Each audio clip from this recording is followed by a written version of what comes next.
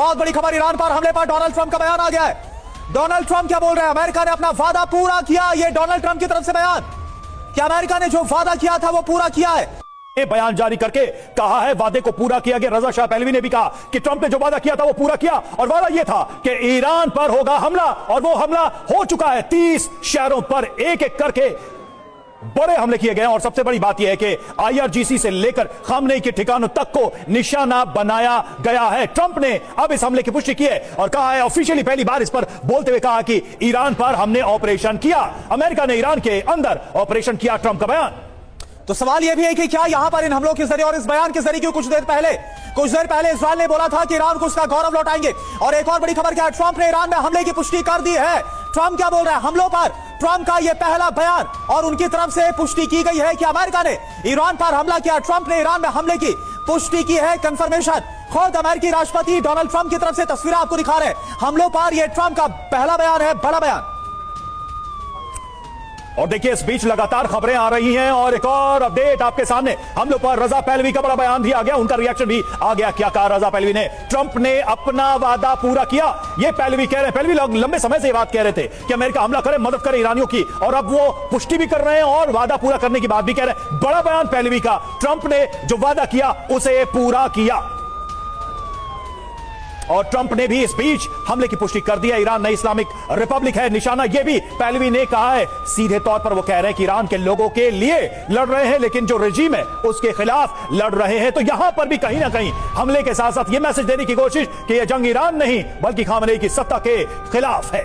बिल्कुल। और क्या जो इस्लामिक शासन, और हमारे साथ अमेरिका से पूर्णिमा नाथ जी भी जुड़ गई हैं। पूर्णिमा नाथ जी, जो अभी डोनाल्ड ट्रंप की तरफ से कहा गया पहला रिएक्शन है, एक तो वो ये कंफर्म कर रहे हैं, पुष्टि कर रहे हैं कि हमला किया गया, और दूसरी बात ये ऐसा लग रहा है कि ईरान के लोगों को इस हमले के बाद अपने फेवर में ले रहे हैं कि हमने जो वादा किया था देखिए उसे पूरा कर दिया है। Thank you so much for having me. नमस्ते, जय हिंद। ये तो होना ही था। मैं पहले भी आपको कहा था कि डोनाल्ड ट्रंप इस पोजीशन में पहुंच चुके थे कि उनको हमले के सिवा और कोई ऑप्शन था ही नहीं। डिप्लोमेसी की जो बात कर रहे थे वो डिप्लोमेसी था ही नहीं, वो gun on the head terror था। मेरे सामने आप गन रख दो, बोलो कि मेरे पेपर साइन कर दे। ये तो एक्सटॉर्शनिज्म, कोएर्शन टैक्टिक्स है, इसको डिप्लोमेसी आप कैसे कह सकते हो? तो मेरा ये सिचुएशन, मेरा जो पर्सनल ओपिनियन है उसमें हिजाबी जो मुल्ला रिजीम है वो तो ऑपरेशन कर ही रहा था, खास करके लड़कियों के ऊपर, बच्चियों के ऊपर। But at the end of the day it is for the Iranian people to decide what needs to be done. America का क्या रोल है? अमेरिका कौन होता है? अमेरिका को क्या हासिल होगा इस विजय से या इस जीत से? पूर्णिमा जी, आपको क्या लगता है? मार दे या रिजीम चेंज करे या डिकैपिटेशन स्ट्राइक्स करे या ड्रोन मार के अमेरिका को क्या हासिल होगा या हुआ है इस हमले से?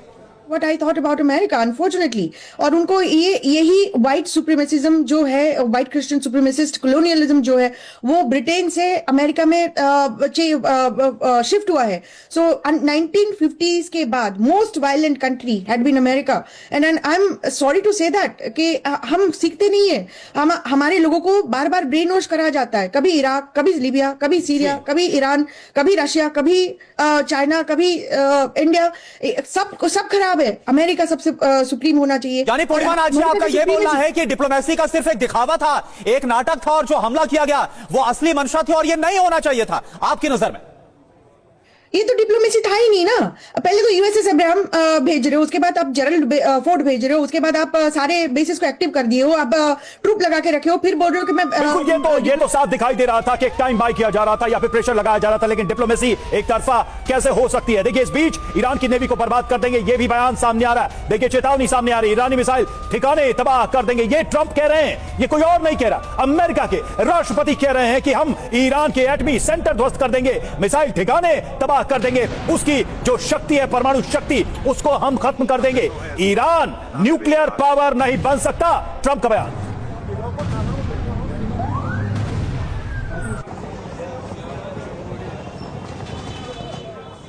तो देखिए ट्रंप का बयान आ चुका है और कई सारी बातें कही, हमले की पुष्टि की, कहा कि न्यूक्लियर पावर नहीं बनने देंगे ईरान को, और उसके सभी ठिकाने हम ध्वस्त करेंगे। कुछ समय पहले हमला हुआ है ईरान के ऊपर, इजराइल और अमेरिका की तरफ से, और इसकी पुष्टि खुद ट्रंप ने कर दी है। ईरान की नेवी को भी हम बर्बाद कर देंगे। तो तस्वीरें भी लगातार आ रही हैं, खबरें भी सामने आ रही हैं। अब सवाल यहां पर यह है कि इस जंग में ईरान का पलटवार कब होना है, कैसा होना है, क्योंकि देखिए इजराइल की तरफ से इसके पहले जब लड़ा गया था तो ईरान ने अपनी मिसाइल की ताकत दिखाई थी। इस बार ईरान का फायर पावर, उसकी मिसाइल की ताकत दिखेगी, ये तय है। लेकिन और अभी ऐसा लग रहा है कि सवाल उठना भी लाजमी है कि पिछली दफा जो जून में हुआ था, सबको लग रहा था कि इजराइल ने हमला किया, लेकिन शायद ही ईरान वैसा पलटवार कर पाए। लेकिन पूरी दुनिया को ईरान ने अपने हमलों से जो हैरान है वो कर दिया था। और इस बार तो ईरान ने बोल दिया है कि बहुत जल्द कुछ ही घंटों में हमला करेंगे और बहुत विध्वंसक, बहुत ही ज्यादा भीषण होगा, जो सोचा भी नहीं था।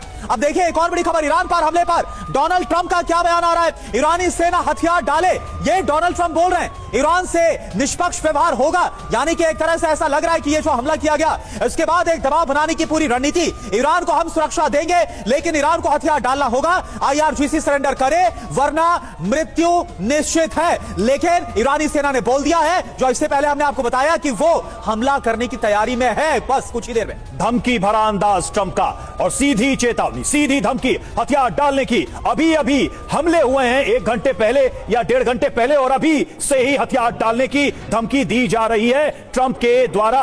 राजन सर, आपके पास मैं आना चाहता हूं, क्या ट्रंप जिस जल्दीबाजी में हैं, यानी कि ये खत्म हो, ये लंबा ना खींचे, उसकी संभावना दिख रही है आपको? क्योंकि शुरू में भी ट्रंप चाहते थे कि बड़ा हमला हो, जल्दी खत्म हो मामला।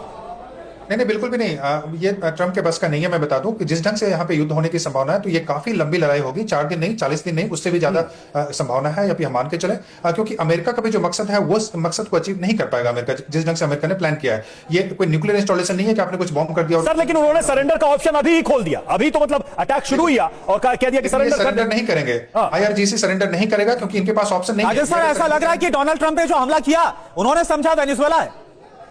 नहीं, वेनेजुएला नहीं समझ रहे हैं। उनको पता है कि ईरान का वेनेजुएला की तुलना में काफी शक्तिशाली देश है, और उनको यह भी पता है कि ईरान हमले करने की क्षमता रखता है उनके शिप्स पे भी और इजराइल पे भी।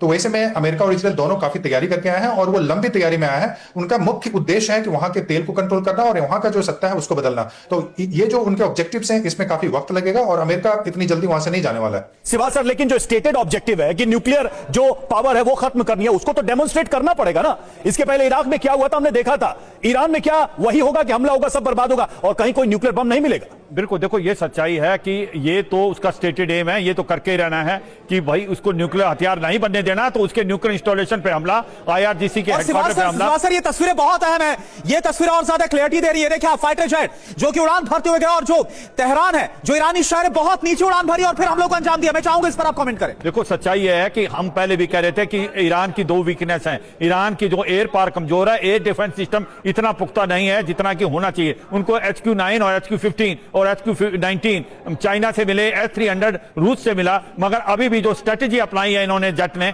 ये बहुत लो जा रहे हैं, जिससे रडार को चकमा दे पाए। और मुझे लगता है कि जो इनिशियल जो एक हमले हुए हैं, इसमें काफी नुकसान हुआ होगा ईरान का, वो आप एक डैमेज असेसमेंट से पता चलेगा। और ये भी सच्चाई है कि अभी जो जेस्कियान जो है प्रेसिडेंट, और आयतुल्ला अल खमैनी, वो कहां हैं, उनकी हालात क्या है, वो भी डिपेंड है। तो अब हम सोच रहे हैं कि क्या एक जिक्र कर दिया चाइना रशिया का, और मलिक सर, उनका रिएक्शन क्या होगा? क्योंकि उनके दम पर ईरान काफी ज्यादा अपने आप को ताकतवर महसूस कर रहा था। देखिए रवि, चाइना कभी भी डायरेक्ट कॉन्फ्लिक्ट में नहीं आता है, मिलिट्री वो दूर रहता है, लेकिन हाँ, तो ईरान को मदद की सख्त जरूरत है। ये बात सही है। It's a testing time, it's a testing time of friendship. ये बात सही है, आपकी बात सही है कि ऐसे जो मुसीबत के वक्त होते हैं उसी में दोस्तों का टेस्ट होता है। लेकिन ये भी बात मान के चलिए कि चाइना डायरेक्ट कॉन्फ्लिक्ट में बिल्कुल नहीं आएगा, बावजूद इसके कि अमेरिका वहां के ऑयल रिसोर्सेज पे अपना आधिपत्य चाहता है। यही तो प्रॉब्लम है कि वो वहां पर रिजीम चेंज करना चाहते हैं, क्योंकि वहां का रिजीम उनके हिसाब से चीजें फॉलो नहीं कर पा रहा है। इसके बाद एक सारा सवाल तो यह भी कि क्या जैसे यूक्रेन को नेटो ने मदद पहुंचाई, क्या उस अंदाज में भी मदद पहुंचाई जा सकती है?